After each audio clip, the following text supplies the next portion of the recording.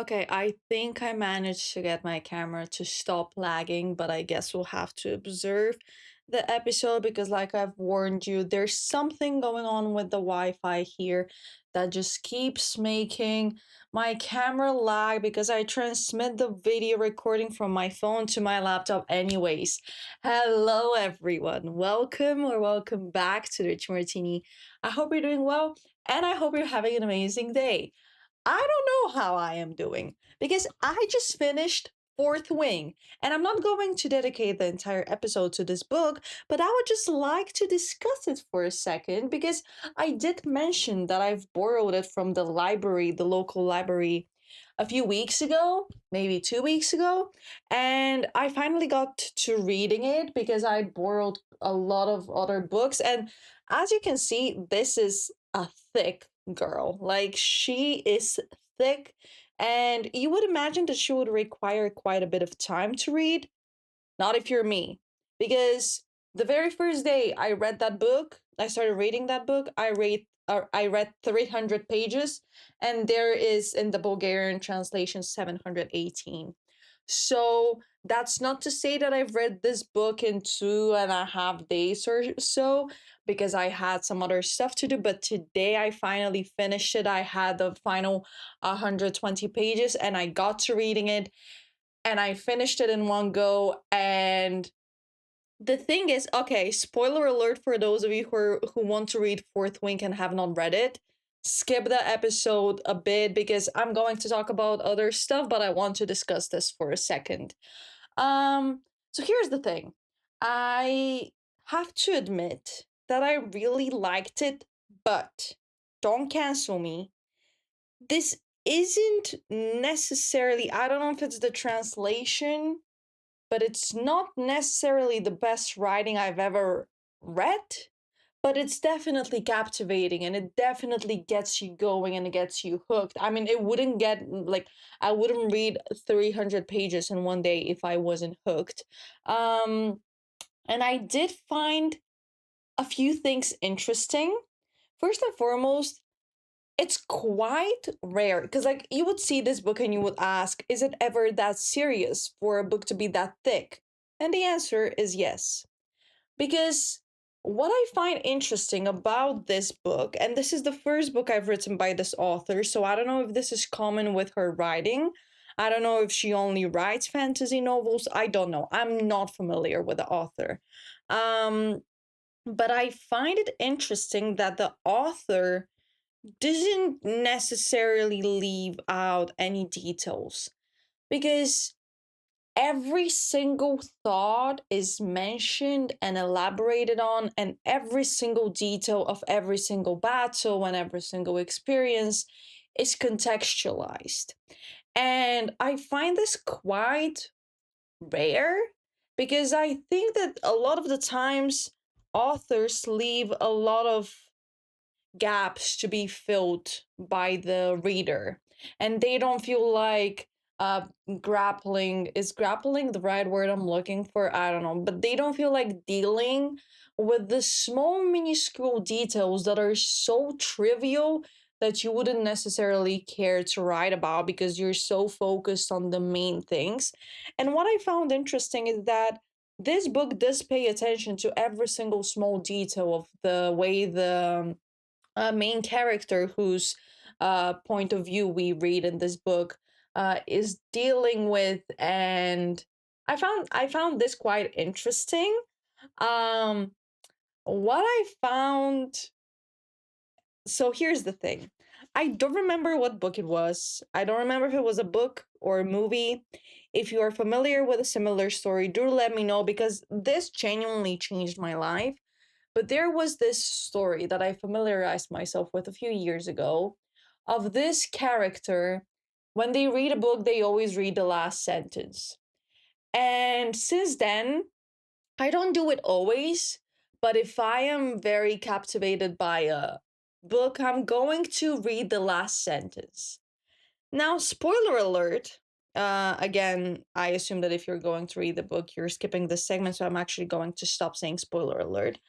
Um, but the thing is, that does tend to spoil a lot of stories for me, especially when those stories are not single standing books but are a part of a series. Like for this one, it's going to be, I believe, a 5 book series, and with only only with 3 books being out yet. And the thing is, I was like, you know what, I'm just going to read the last sentence. And the thing about book series, especially fantasy series, is that there is a plot twist coming at the end, on the very last page, perhaps the very last sentence, to keep you going, to keep you reading. And 20 pages in, I decided that I'm going to read the last sentence. And I spoiled for myself that her brother is alive. And because I knew this already, I was like, okay, but this, why would spoiled it for me? It's giving me the chance to actually look for stuff in the story that otherwise I would have missed had I not known that her brother is alive. And the problem is, I got so obsessed with Violet and Xaden that I started looking up TikTok edits. And I know that it's not been um put on TV yet, and there's no official cast, I believe, announced yet. But I was like, there's gotta be someone who's liked an actor so much that they see them as Xaden or as Violet, and they've made an edit, which obviously is what happened. And just today, I spoiled for myself what I think would be the true nature of this one guy. What was his name? See, there's the thing. There's like a bit too many characters at this point, but like the one who wants to kill Violet, I want to say Jack, but I don't think it's Jack. It's just like the guy we all don't like, and also like, yeah, we'll see, we'll see, we'll see. Can I just say that the way I am imagining the golden dragon is not like an actual dragon. I am imagining like an animation cartoonish dragon that's literally a baby, and it's not something that can actually kill you. But today, when I was reading the final 120 pages of the book, in the last 30 pages, Liam dies. And I did not see this coming. And I literally had to pause after reading that chapter, after finishing that chapter, and collect my thoughts, because I was like, wait, no, I was actually very attached to this character. So yeah, rest in peace, Liam. And I'm ironically leaning my phone against the second installation of this series that I'm going to start after I finish recording. But that was an exciting book. I recommend, if you've not read it, I recommend it. It is smutty, it is slow burn. It is like, it literally had me kicking my feet cuz like, hello Xaden, like with this. Oh, have you ever been? Oop, shit! I literally was about to drop the book. With this, like, oh, have you ever been to Stowe? No, I was a child once, and like, I love this type of banter. I really, really do. So I am very excited to read the second book, and I can see the inspiration from the Shatter Me series and the Hunger Games. And you know what? I'm loving it. I am loving it. But yeah, anyways, enough about Fourth Wing. What I wanted to focus on quickly today, because I need to be places today, is the solar eclipse and the, do you say Perseidy in Bulgarian? Wait, let me check how you say that in English, because like I am tweaking and I'm going to be saying that a lot in the episode, and I don't want to embarrass myself.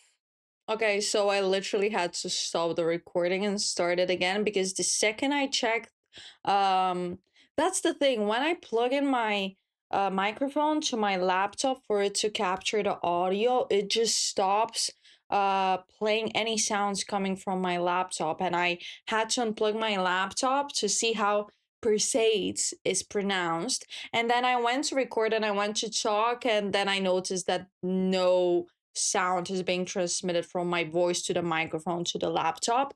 So I'm restarting again, and now my video is lagging. Don't we just love this? I feel like we love a struggling podcaster with zero budget. But anyways, so yes, obviously that is the hot topic of the week. And we're going to talk about the solar eclipse and the Perseids. And I'm not going to go into the astronomy of it all because unfortunately I'm not familiar with it. Even though when we used to study physics in high school, astronomy was my favorite part of physics that we studied, which we only dedicated to maybe one or two classes, and everything else, like, I don't know, calculating electricity power, we spent months on. And to this day, I've never had to calculate voltage and stuff. And it's like, but I care about the moon and the stars and the planets and yada yada. But anyways, so the solar eclipse was not visible from Bulgaria, or at least not from the part of Bulgaria where I'm in. I know that it was partially, like very minusculely visible from Sofia, but I don't live in Sofia, so I didn't get to see it. And that's ironic considering that it was visible from the Netherlands. And the one time I'm not in the, like, I swear the nice, exciting stuff from the Netherlands happens when I'm not there. And all the let's switch to right wing and let's just, I don't know, hate on immigrants happens when I'm there. And it's like, how, why so I didn't get to see the solar eclipse, but I feel like, and this is not me undermining the importance of this solar eclipse, because from what I believe it's the first visible solar eclipse in Europe, um since, I don't know, like 20 years ago, or maybe less, but quite a while has passed. And I remember seeing, so I don't mean to undermine its importance, but I feel like every single year they say this is a once in a lifetime astrological event that's going to happen. It's never happened before and it's never going to happen again. And we have it next year as well. And it's like, okay, I appreciate it. But I feel like you said, like last year, that we're going to have the most pronounced meteor shower that we've ever had, and that's never to repeat again. And then we have it this year as well. And it's like, I know you're instilling gratitude in us, but also like, because I don't know if you have this too, but because obviously I believe those stuff because I believe in science. uh and when they say, yeah, this is not to happen for the next 150 years and it's never going to happen again in your lifetime, I get sad. Like, I really get so sad because it just reminds me of my fleeting nature, and I'm like, wow, I am never to see this again. And then it's cloudy and I just don't see it as is. I don't see it in this lifetime, let alone after my lifetime. And it just makes me so sad that there's certain things that happen so rarely that we will just not get to experience them once in our lifetime, let alone twice. But I guess that's just what makes them valuable, and that just what makes you gratitude grateful. Jesus Christ, that's the thing though, like, because I've been in Bulgaria for nearly a month, well, 3 weeks now. um I speak way less English than normally, and because now here I live in Bulgarian and I do some of my thinking in English, but like, I feel like I've been losing my English, especially because the smut that I normally read in English, I read in Bulgarian. So if, like, the podcast is the only time I speak in English throughout the week. I also ignore this, my clasp of my watch broke and I'm just too lazy to fix it, so I just, whatever, it doesn't matter, it doesn't matter. So solar eclipse, I just remember when I was little, I was probably in kindergarten still, and that was like a lifetime ago because yes, I am that old already. Jesus Christ, that was like 20 years ago. I have reached a stage of my life where I can say the phrase 20 years ago and have memories from that time. And I think this is terrifying. I think this is terrifying. I can say that my best friend has been my best friend for 20 years. That's outrageous. Jesus Christ. But hey, we love long-standing friendships. Can I say I know people change. I know I'm way over the place right now. Um I know that people change and I know things happen and people move, but I think for me personally, it's a bit of a red flag if you do not have any long-standing friendships. Because, like, what happened there? Why are you unable to keep people around? Is it a you thing? Is it a them thing? Is it a mutual thing? I want to know. But anyway, so solar eclipse. I remember seeing a solar eclipse. The last one I remember seeing was when I was in kindergarten. Maybe there were some afterwards that I just don't remember. And I remember looking at this solar eclipse through the protective mask that my dad uses when he welts, yeah, wields is like a completely different word. When he welts, because like normal sunglasses are not protective enough. And I just remember feeling like that's the coolest thing ever. I wonder now, speaking of sunglasses not being enough of a protector, are there people who looked directly into the sun and hurt their eyes potentially permanently? Even though there was a lot of, I would say, awareness brought to the fact that you should not look directly at the sun, even though it's being covered by the moon, you know? I guess I assume there's people who actually did that. But anyway, so um we didn't get to see the solar eclipse in Bulgaria because of our geographical location, but we did get to see the Perseids. The Perseids is something that it's like a meteor shower that happens around August. It always peaks around there, is what I mean. Mostly visible there. Then, and my friends and I, it's like a tradition for us to go up high in the mountains to be as far away from light pollution as possible, and we go and there every single year to watch the Perseids. um and it's just such a magical moment every single summer, and it's something we all as a group really look forward to because it's just so, it makes you feel young. It makes you feel alive. It makes you feel like one with nature. It makes you grounded and it makes you appreciate how minuscule you are and how there's so much more to life than your existence and your problems. And it just makes you feel small, which sometimes uh, is exactly what you need.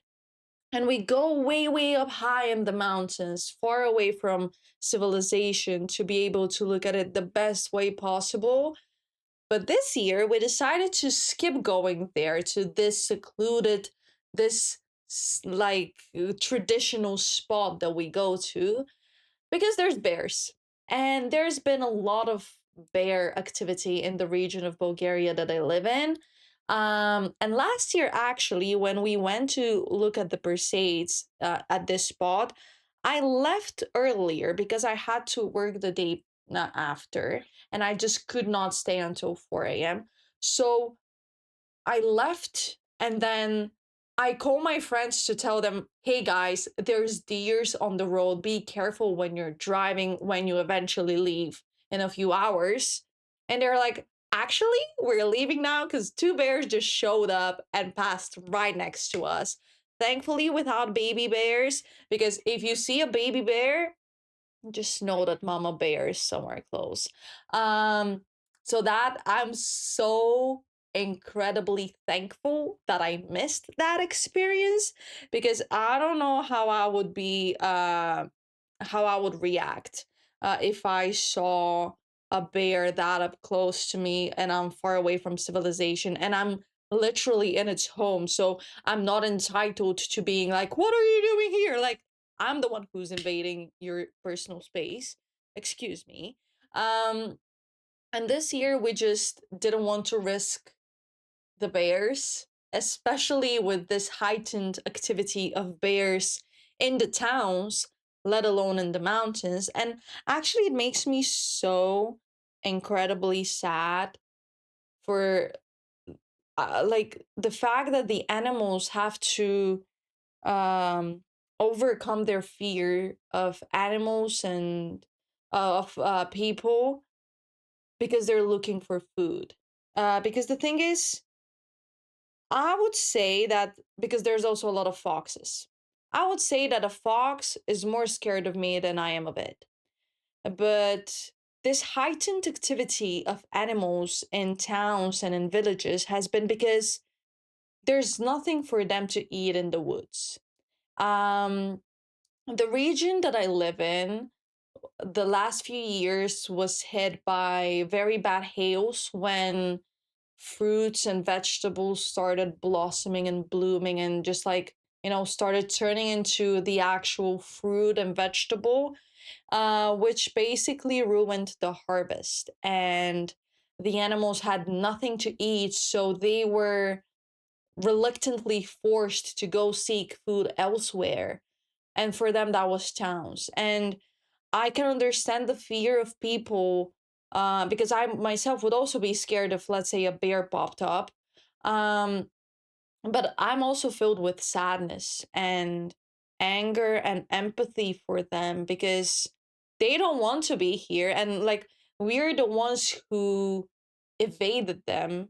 We're the evicted, sorry, evicted. Sorry, my English really, guys. I'm so sorry if I'm making stupid mistakes of like vocabulary mistakes. It's just that my English has been fully suppressed. But anyways, and I just feel so sad for them because like people build buy land and build stuff and make nature uninhabitable, and um the animals are forced out of their homes and they're forced to look for food elsewhere. So we can't be mad for animals coming into towns to seek food when, like, sure, the hail was something different, but like when we buy land and like put fences around it and deprive them of the access to their homes, like animals and people shouldn't be like animals versus people, people versus animal. We should live in symbiosis, and like we should take this into account that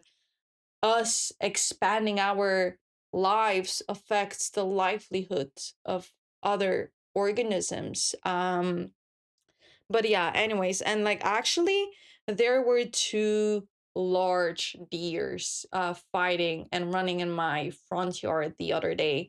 And that was so magical to see. I remember when I was little, because um like when we would drive with my parents outside of our town to this one place, and we would drive there like every single day. Well, why am I saying it as if it's like a secret? When we would drive, 'cause that's the thing though, like I'm trying to really find a balance between sharing and providing context, but also not exploiting my life and not giving away too much. But when we would drive from like home to my parents' work, we would always pass this field and there would always be does and deers there. And I remember just being like, imagining, because like my dad would be like, oh, let's just go and see the does, and like obviously we would just pass by the field, and if there's does we're going to see does, but if not, tough luck. And whenever he would say let's go see the does, I would imagine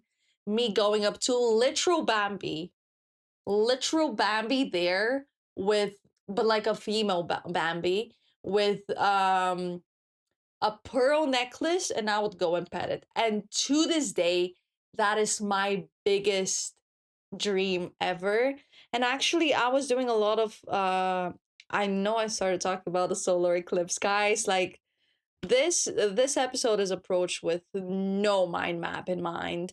So, good luck. Um I was doing quite a bit of traveling in the Netherlands before I came here, and I'll tell you about it another time.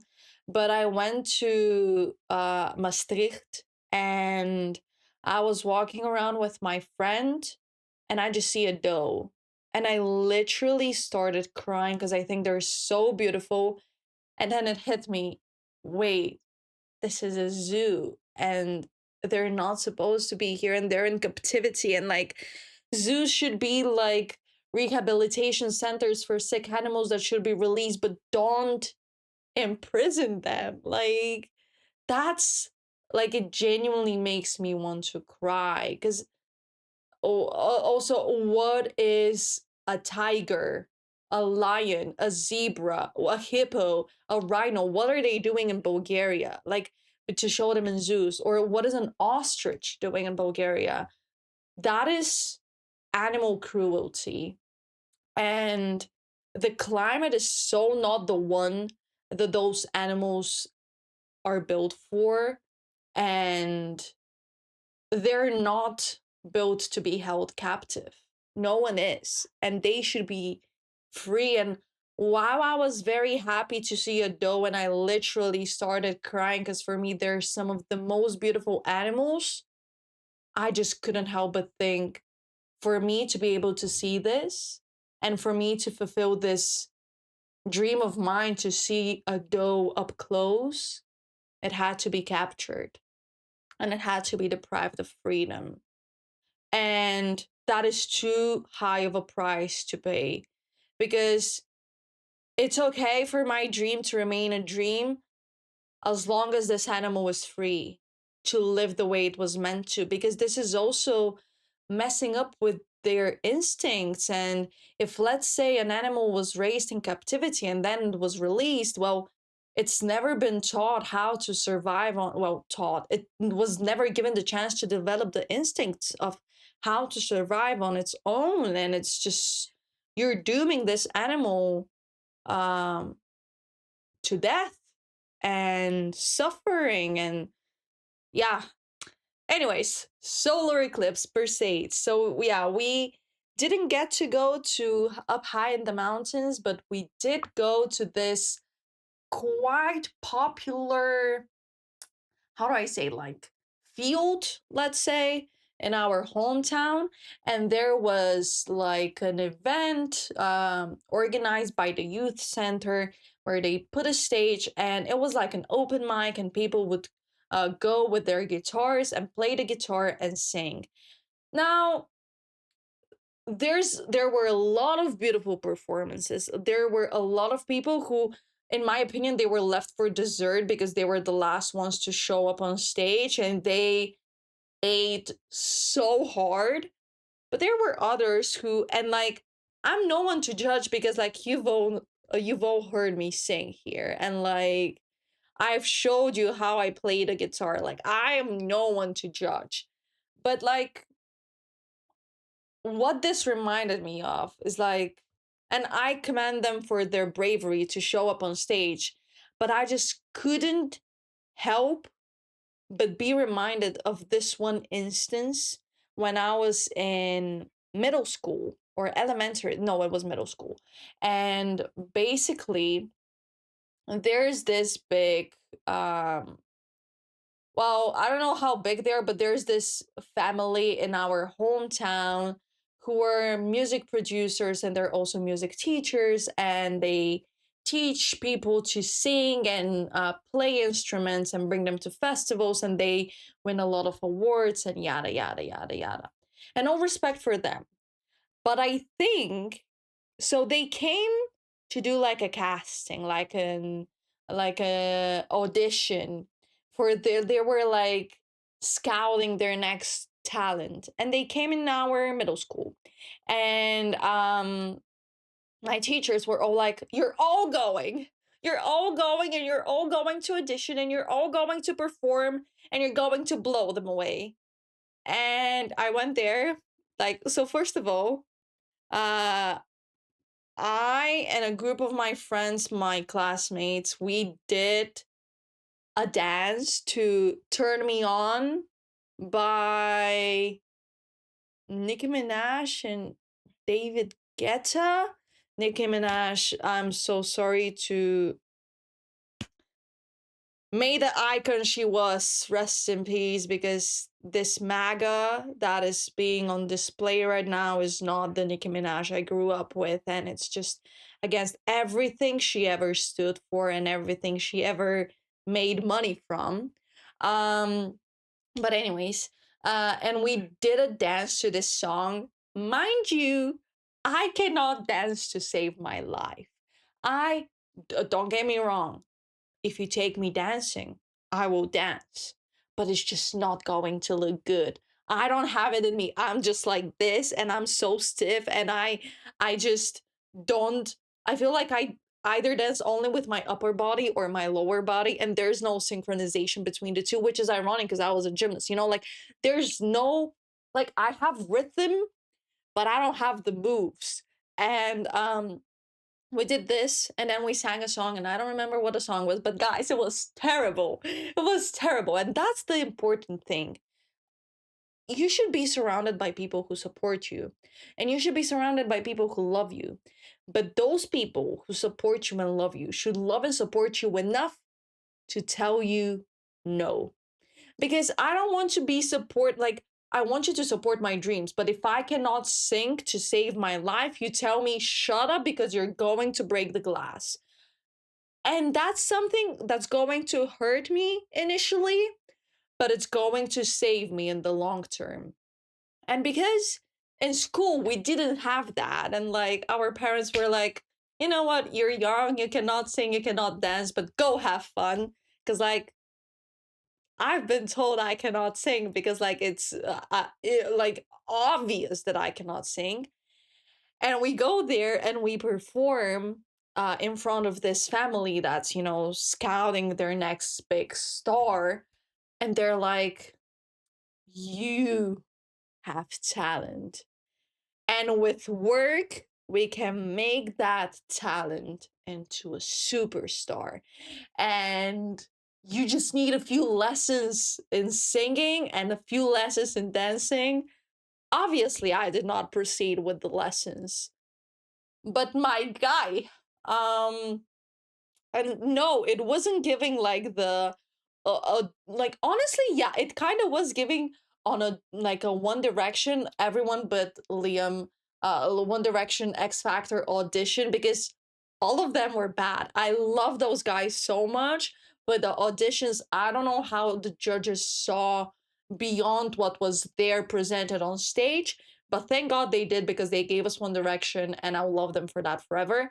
Um but it was giving that, and there was no potential in our performance, no potential in my voice, no potential in my dance skills. Like, we weren't the next big, like Pussycat Dolls. We weren't going to be the Spice Girls, but they, I guess, just needed money, and they needed new students, and they were like, you. Thankfully, I didn't go. Thankfully, I saved myself a lot of embarrassment. Although, I would say I really wish, because I would say I am musical, even though I do not sing. Like, I've been told I sing correctly, like the correct, like it, like correctly, it just doesn't sound good. So, even though I cannot sing, I am going to sing, and I just really wish um I play the piano or the guitar or any instrument. I really, really wish as a child um I was taken to piano lessons, but I wasn't, because I didn't show any interest in it as a child.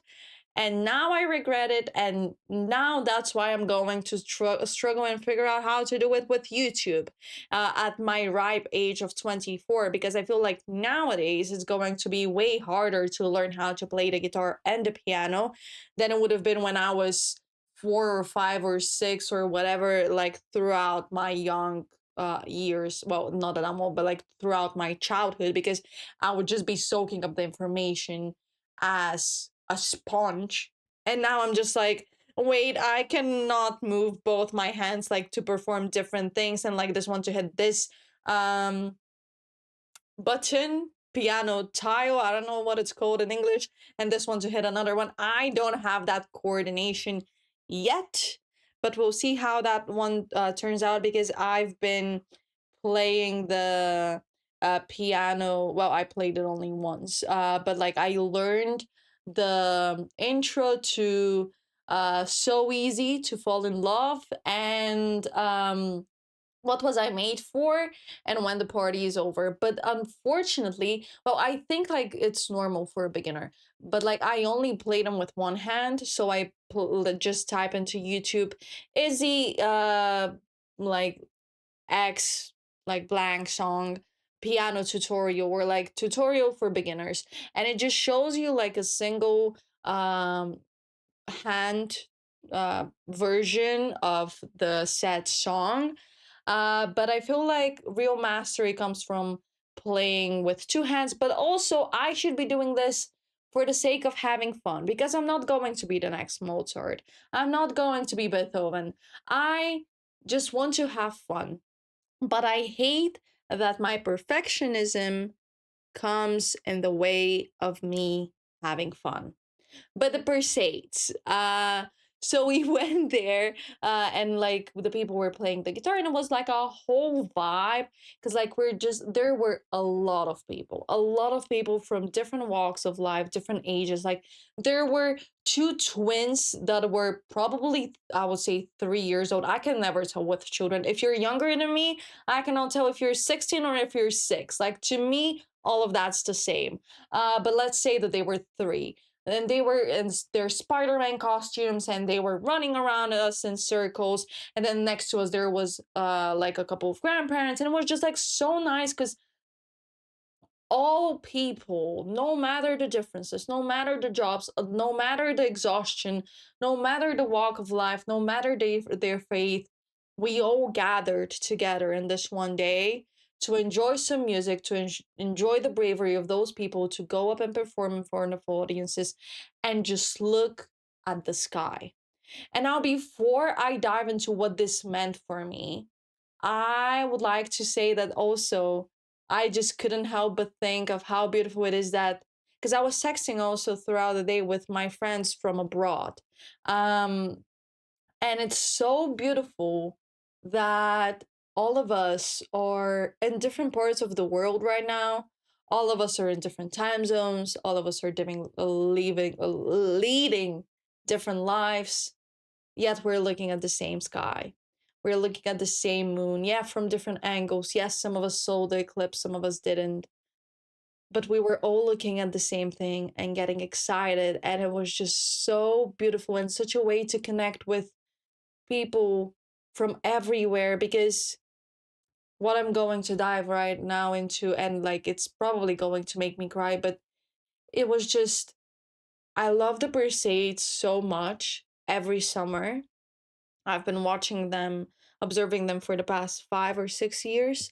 Um, I love that because there's such a reminder of how small we actually are and how small our problems are on the grand scheme of stuff. And while something might feel like the end of the world, the sun is still going to rise tomorrow and the world is going to keep spinning. And that's what I love about seeing such events like a solar eclipse or a meteor shower or, I don't know, a moon eclipse. Just something, there's nothing more natural than that. There's nothing more to be expected than that. Yet, we hardly ever see them. And I feel like in these moments, even though they're so natural, they feel so extraordinary because they're so rare and they're so anti this late stage capitalism society that we live in. Because in our society, we put so much emphasis on who you are in terms of your job. How do you make money? How much money do you make? Where do you live? What's the next thing you're trying to achieve? And always looking for the next step. Never being satisfied, because once you consume something, there's something else to consume. And in moments like these, when there's like a solar eclipse or a meteor shower, and it's such an event, such a natural event that feels so extraordinary in these contexts that we have nurtured, um, we're just reminded, even if it's for a few hours per year, to stop and be human. And on that field, when we went to look at the Perseids, it didn't matter who was old or young. It didn't matter who was employed or unemployed. It didn't matter who was a manager or who was a clerk. It didn't matter who was rich or poor. It didn't matter who was who. Because in that moment, we were a community. And in that moment, every individual was a part of something bigger. And every individual realized and was given living proof that they are just a speckle in the sand of the beach of life. And while every speckle is important, I think it's so important also to remind ourselves of how small we are, because sometimes our worries, our anxiety, our problems seem to be bigger than life. And nothing is bigger than life, not even us who live it. And I just love this as an invitation to take a break, pause for a second, and look beyond the everyday. Because those things are so natural, and they do happen, well, not often, but they do happen, and they're there, but we never notice them. We never notice them because we're too, like, our heads, instead of looking up to the sky, are we're always looking down, always grinding, always trying to survive. And I feel like in moments like these, we're reminded that the substance of life goes beyond survival. And don't get me wrong, survival is necessary in order to live. Survival is in Maslow's pyramid, the the base of everything is the things we need for pure survival, because you cannot go on to the next level of fulfilling needs and desires have you not secured your physical survival. Because to pay attention to your soul, first your body has to be nourished. And this ties into the concept of um looking for a purpose actually being a privilege. Because if you are privileged enough to look for your purpose and who you are on this earth and what you want to achieve in life, that means that your basic survival needs have been met. And unfortunately, nowadays, and not only nowadays, but I feel like it's very easy to notice nowadays if you actually open your eyes.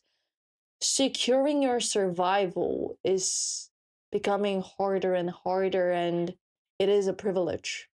It is a privilege to have a roof over your head, food on the table, clean water, and to not have to worry about whether you're going to have a next meal. And in moments like these, I'm just so full of gratitude, and I become so existential, and I become so reflective, because in our day-to-day lives, like, let's say you work 40 hours a week.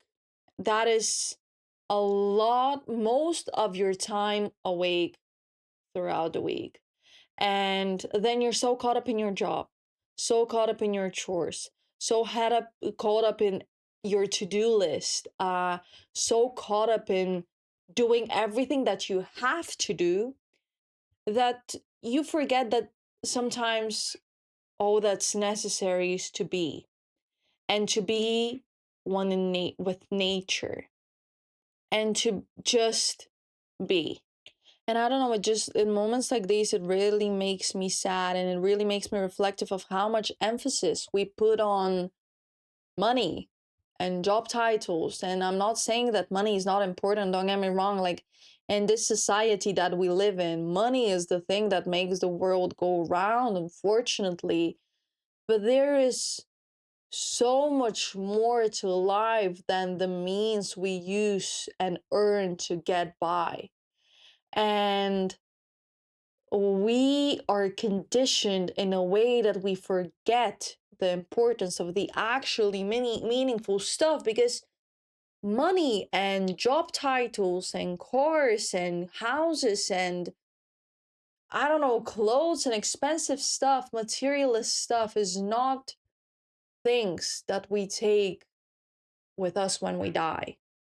And I don't know, like, this is always just what I think when there's like an astronomic event like this that's so rare that it's not going to happen. Well, rare for us humans who are here just for a moment, but and it's not going to happen in my lifetime again. And I just cannot help but think about our existence and what goes into it and what goes beyond it. And it's so sad to me that we've put so much emphasis and we dedicate most of our lives to achieving stuff and obtaining material stuff that we actually don't take with us when we go.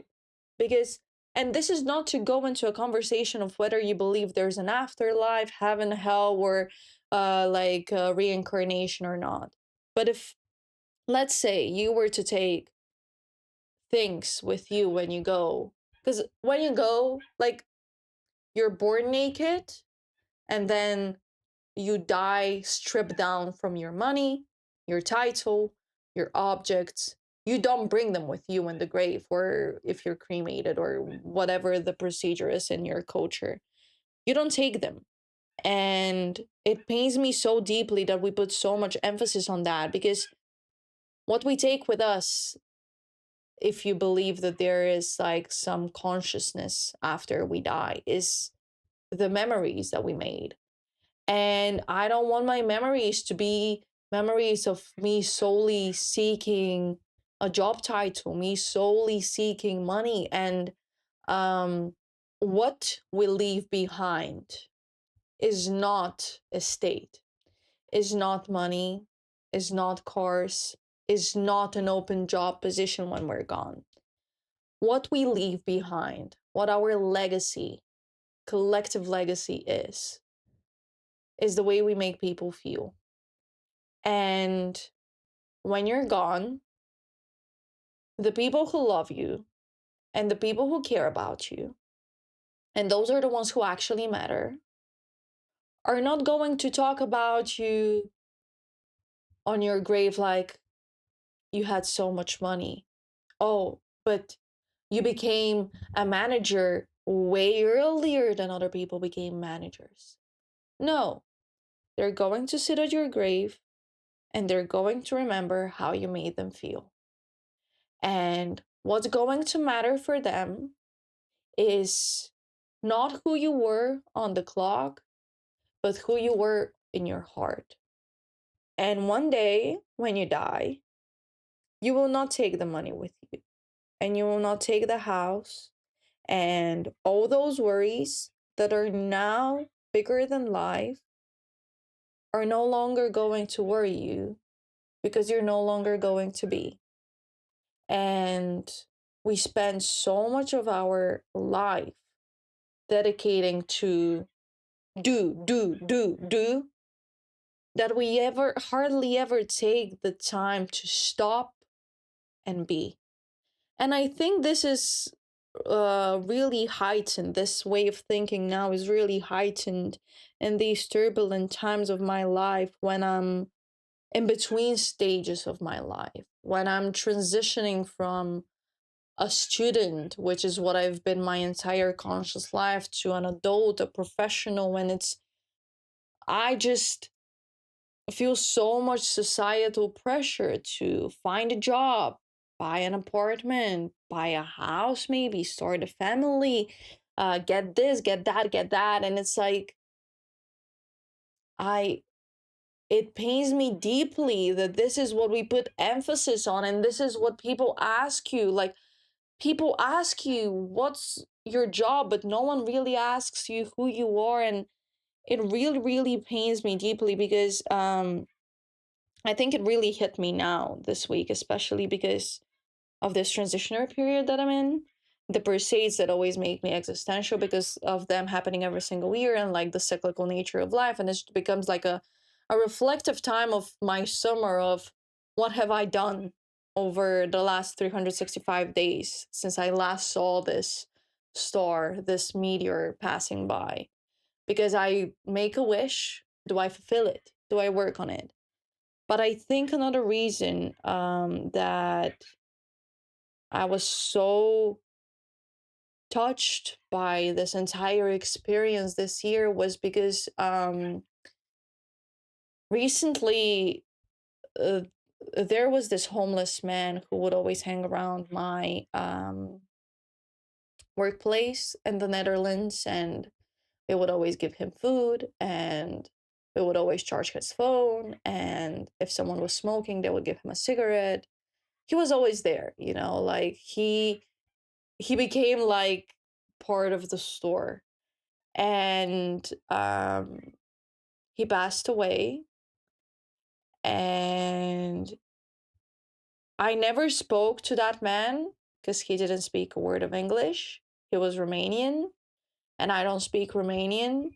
And he would just talk to me in Romanian, and I would not know what he asks for me, but then we would somehow figure it out. And that man didn't have a home. We didn't really get to hear his full story because my friend, who's Romanian, only talked to him once when she was in a rush. And then she was like, let's talk next time. I would love to hear more about you and your story of what got you here. Um, and then he never showed up again. And now we found out he's passed.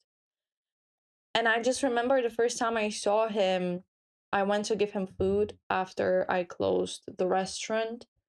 I went to give him food, and there was police, and the police yelled at me for giving him food because they were like, you're actually contributing to the issue by feeding this person because you're enabling his behavior.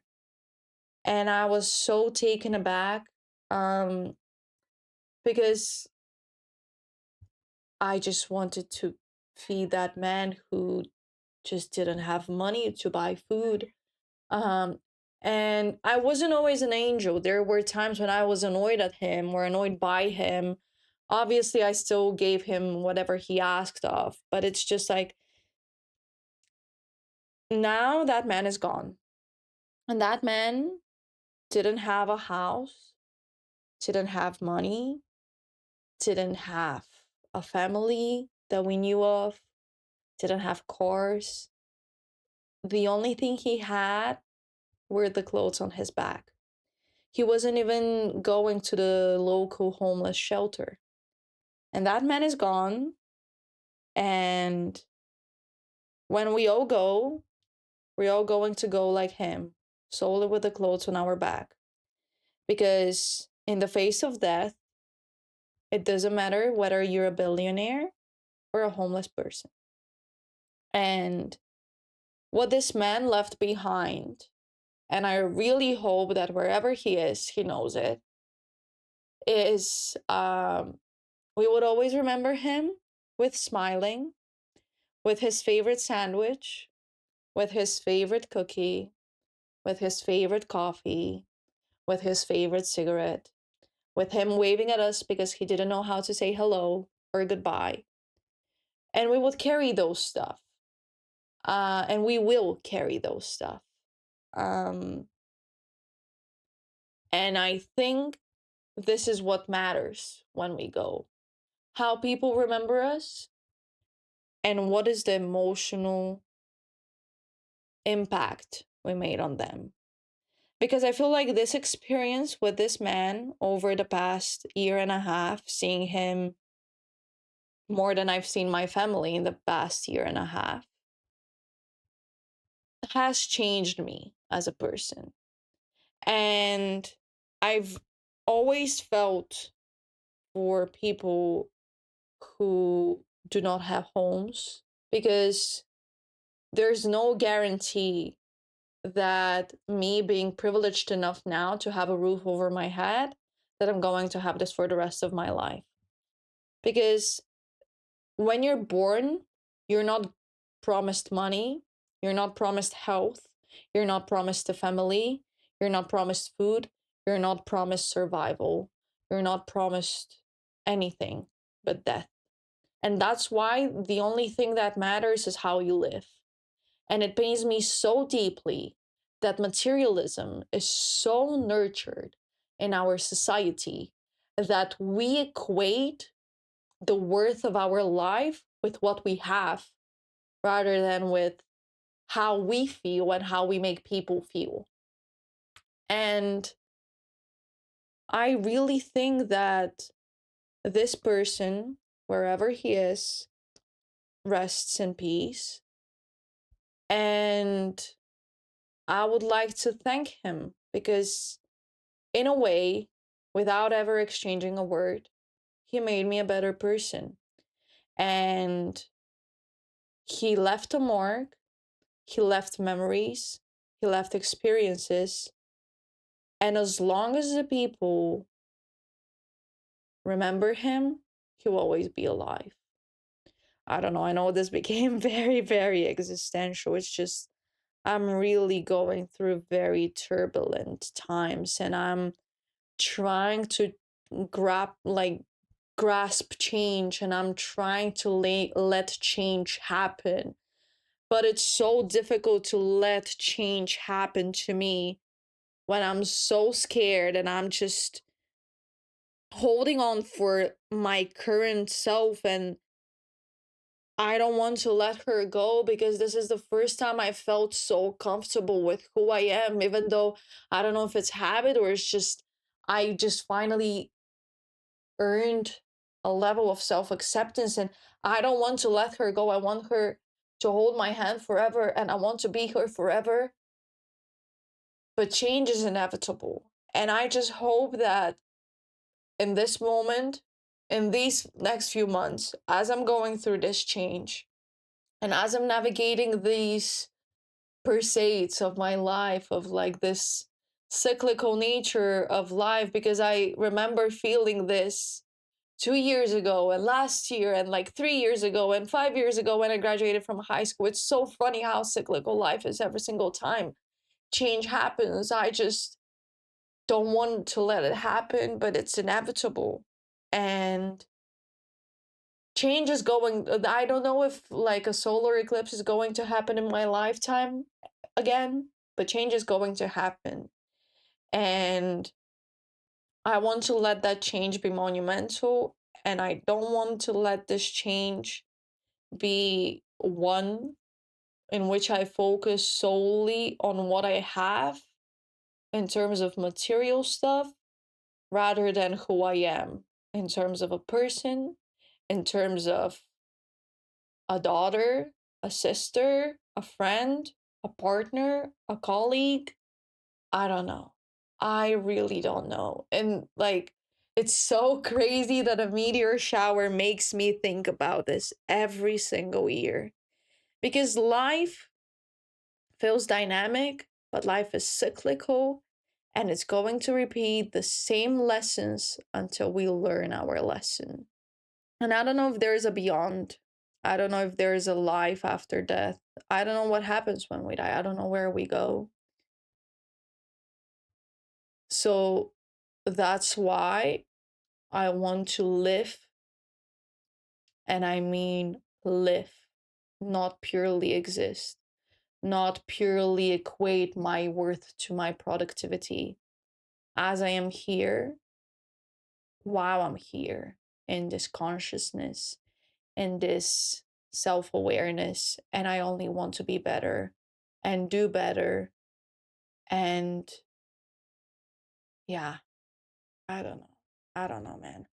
Anyways, fourth wing, guys. I gotta go read a second book.